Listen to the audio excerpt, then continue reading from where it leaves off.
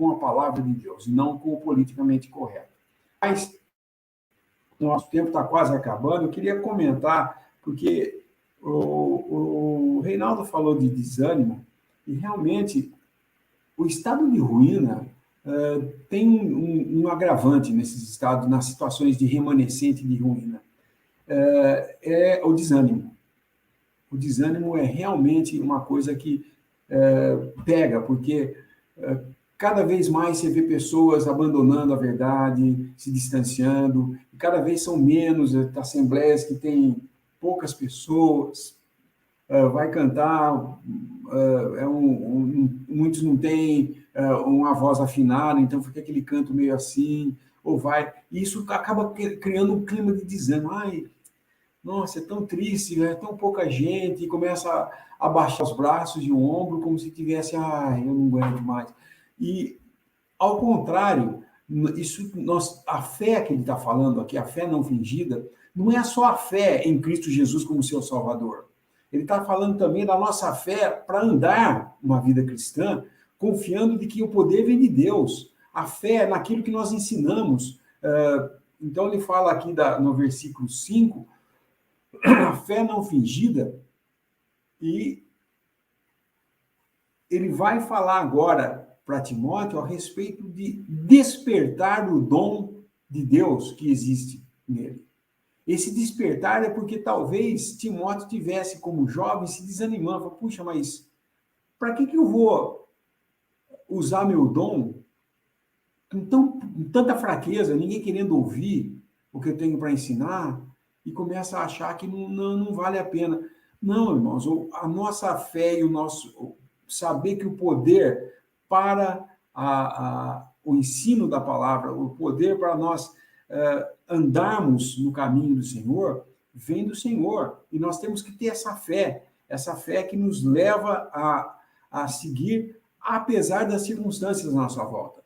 Se nós vemos a nossa volta, as condições se deteriorarem e cada vez mais piorarem, nós devemos perseverar mais ainda, na verdade, porque ela está ficando cada vez mais difícil de viver, né? Então, nós temos que perseverar e confiar mais em Deus e não desanimar.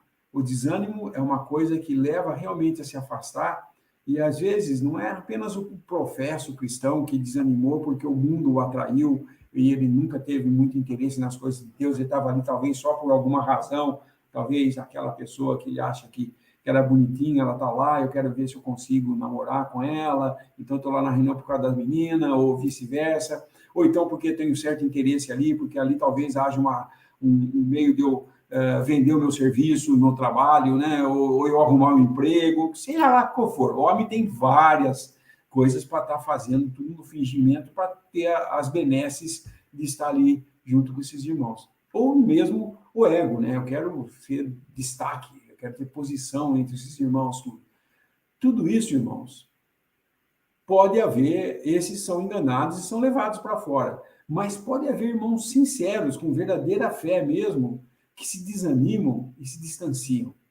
E no distanciar, eles sofrem muito, porque a pior coisa para um cristão é não estar nem na Assembleia e nem no mundo.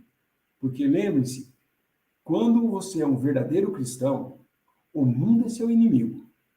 Ou você anda igual a eles, ou você está excluído. Tá? Então, é como, eu dou sempre esse exemplo, um cristão andando na carne, sem comunhão com Deus, é como um marinheiro de primeira viagem. Sabe, quem já teve essa experiência, eu acho que talvez todos já devem ter tido. Quando você vai pela primeira vez entrar num barco, você tem um certo receio de entrar no barco. Então, por segurança, você mantém um pé no deck, né, ali na margem, e põe o outro no barco. Essa é a receita para afundar. Porque a hora que você põe com um pezão lá na terra, como segurança, e outro pé no barco, o barco vai se mover e vai se afastar e você vai cair na água. O modo de entrar num barco, estando na margem, é pular para dentro do barco. Tirar os dois pés da terra e pôr dentro do barco. Isso é seguro. Porque daí, se você pular no barco e ele andar, você está dentro dele indo. E aí que nós vemos o que é ser cristão. É você entrar no barco mesmo, não é ficar com o pé, vou ficar meio no mundo e meio aqui, sabe? Você vai naufragar, você vai afundar, vai molhar a roupa, porque não tem jeito. Então, não existe meio caminho. O verdadeiro cristão está ali, mas se ele desanima, ele começa a voltar e querer, talvez, se desanimar do que está, falar, não vale a pena.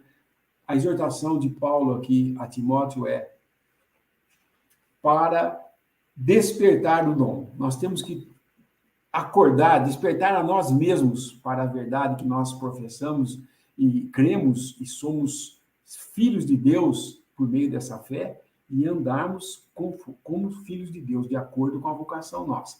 Isso é muito